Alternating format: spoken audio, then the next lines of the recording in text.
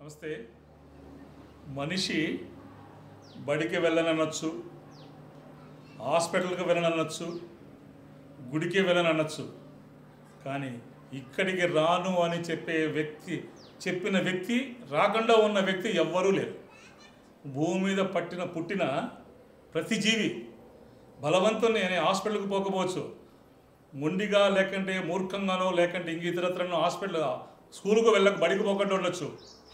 అలాగే నేను దేవుడు అంటే నమ్మను, నాకు దేవుడు అంటే లేడు అనే నమ్మకంగా గుడికి పోవచ్చు, కానీ ఈ యొక్క దేవాలయానికి ఈ యొక్క ప్రదేశానికి రాకుండా ఉన్నటువంటి దేహము ఈ భూమి మీద పుట్టలేదు ఇంకొకరుగా పుట్టపోరు. కాబట్టి ఇది అత్యంత పవిత్రమైనటువంటి ప్రదేశం.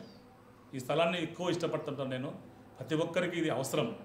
దయచేసి చాలామంది అంటుంటారు, చాగంటి గారు చెప్తుంటారు, చాగంటి కోటేశ్వరరావు గారు, ఒక దేహాన్ని కాలుస్తే కోటి యజ్ఞాలు చేసినంత ఫలితము ఉంటుందని.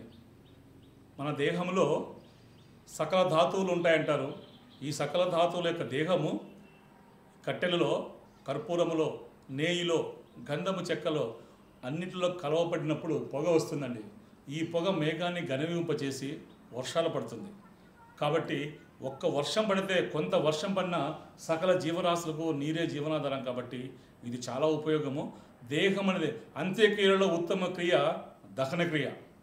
మనం చాలామంది గతంలో ఈ యొక్క చాతుర్వర్ణాలలో బ్రాహ్మణులు, వైశ్యులు, క్షత్రియులు, శూద్రులలో ఈ యొక్క ముగ్గురు బ్రాహ్మణులు, వైశ్యులు, క్షత్రియులు ధనవంతులుగా అప్పుడు ఉన్నవాళ్ళు కాబట్టి ఈ యొక్క ఖర్చుతో కూడింది కాబట్టి దహనం చేసుకునే వాళ్ళు కాదు.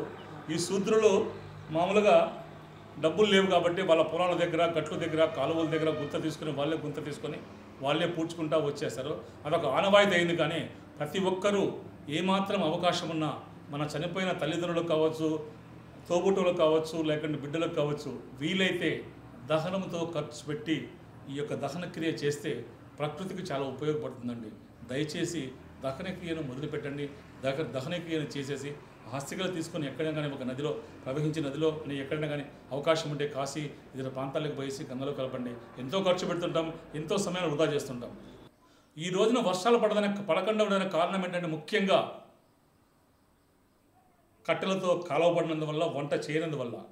కాబట్టి ఫ్రెండ్స్, దహన క్రియను ప్రతి ఒక్కరూ ఖర్చుతో కూడింది అనుకోకుండా దహన క్రియను మొదలుపెట్టండి. ఇంతవరకు చేసినటువంటి దహన అంత్యక్రియల్లో నాకు భగవంతుడు అప్పట్లో నాకు అవకాశం లేదు, ఈ దహన వాటికి నిర్మాణం అయిపోయింది. ఇక నుంచి జరిగిన ప్రతి ఒక్కటి దహన క్రియతోనే చేస్తాను.